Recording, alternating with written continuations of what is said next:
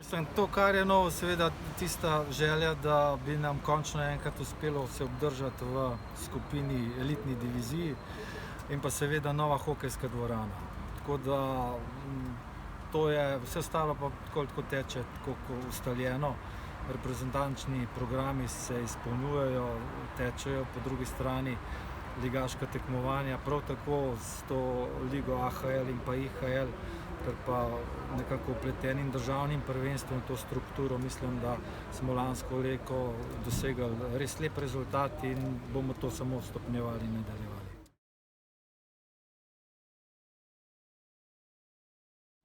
Na sami zvezi dejansko mislim, da imamo zadosti sredstev, dosegli smo kar velik presežek in večino tega smo namenili za razvoj po klubih. To je padlo kar na plodna tla in mislim, da bo to tudi v bodoče. Načrt je podoben za letošnjo leto, res da finančno malo manj, ker pač ni olimpijskih iger, oziroma za prihodnje leto, ker ni pač olimpijskih iger, ampak potem se začne že spet olimpijski cikel, kvalifikacije, za katere še ne vemo, kako točno bodo potekale, in pa seveda svetovno prvenstvo.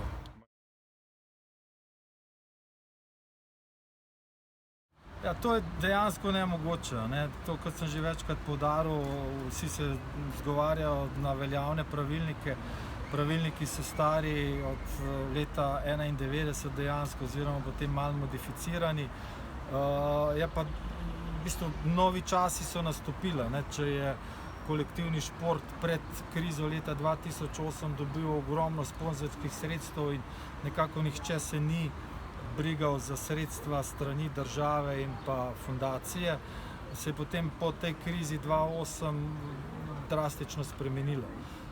Podjetja so bolj usmerjena v profit, veliko podjetij je v tujih rokah, katerih sponzorstvo slovenskega športa ne zanima toliko, in kar naenkrat smo potem tudi kolektivni športi pristali na podobni ravni, kot je individualni šport, s tem, da ima pač individualni šport mnogo boljši štartni položaj glede na veljavne pravilnike. Jaz to stalno poudarjam, tudi poslali smo, ko se je sprejemal nov zakon za šport, naše predloge, tudi glede zaposlovanja, to se pravi ideja, da bi v kolektivnih športih državni prvak, ne samo v hokeju, v vseh kolektivnih športih, pač dobil možnost zaposlovanja, tako kot jih ima individualni šport v Ministrstvu za finance, za notranje zadeve in pa za obrambo. Ampak trenutno se mi zdi, da situacija ne politična, ne na športni sferi ni zrela, da bi drastično spremenili te pravilnike in izenačili vse športne panoge.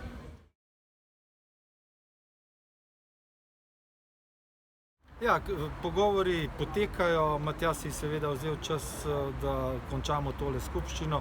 Mislim pa, da je podpora tako zelo velika v strokovnem svetu, v starem predsedstvu, tudi igralci so izrazili željo. Skratka, z naše strani bomo naredili vse, da se Matjaž vrne na selektorsko mesto.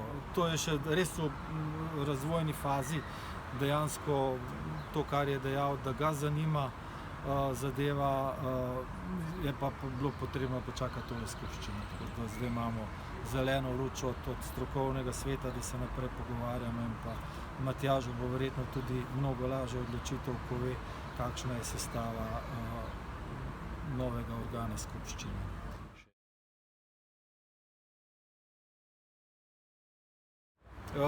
To pa ni vprašanje za mene.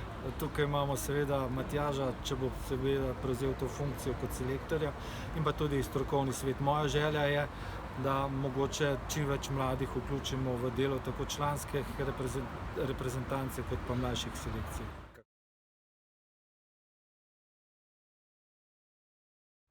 Treba bo takoj, jaz mislim, da bomo še pred koncem tega meseca našli skupen jezik, upam, da z Matjažem. Če pač ne bomo našli, bomo morali iskati drugje in se bo zadeva zavlekla čez poletje.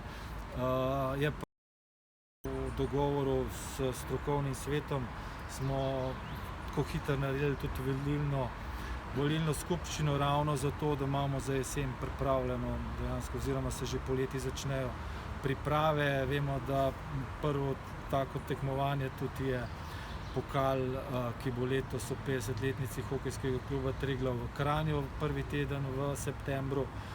Skratka, začelo se bo takoj 1. avgusta, mislim pa, da glavno je seveda selektor, da čim prej podpišemo pogodbo in da začnemo s pripravo programa.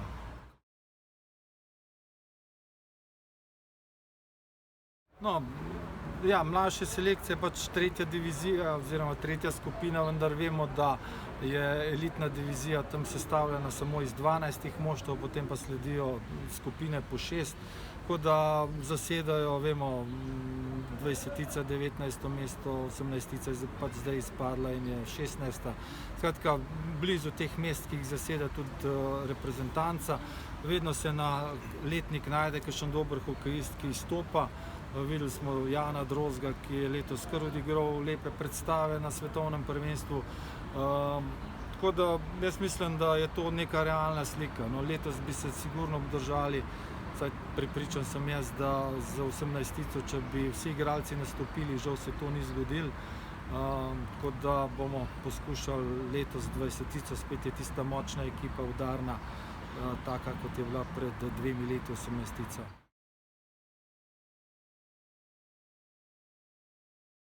No, prav gotovo s kvalitetno ligo, to se pravi, da ligi damo mesto, ki pripada, ne da pač se piše to, kot da je druga avstrijska liga. Tukaj smo imeli kar zanimive razgovore tako z avstrijskim predstavnikom, kot pa z italijanskim. Nastopanje Kaca, druge ekipe Kaca in pa Salzburga prav gotovo ne pripomore k boljšemu imenu same lige. Tako da za prihodnjo sezono nekako to ostane, medtem ko za naslednjo sezono, ko bo verjetno Slovenija prevzela predsednikovanje 3 leta tega AHL-a, bodo tukaj potrebne spremembe. Prav gotovo je pa tudi želja, da AHL izstopi iz pokroviteljstva, da tako rečem, EBEL lige, da postane samostojna liga. Tako kot sem omenil, naša želja je, končna želja, da zmagovalec gre v Champions League, medtem ko upam, da nam bo že v letošnjem letu uspelo za prihodnjo sezono, da gre zmagovalec igrati v kontinentalno ligo.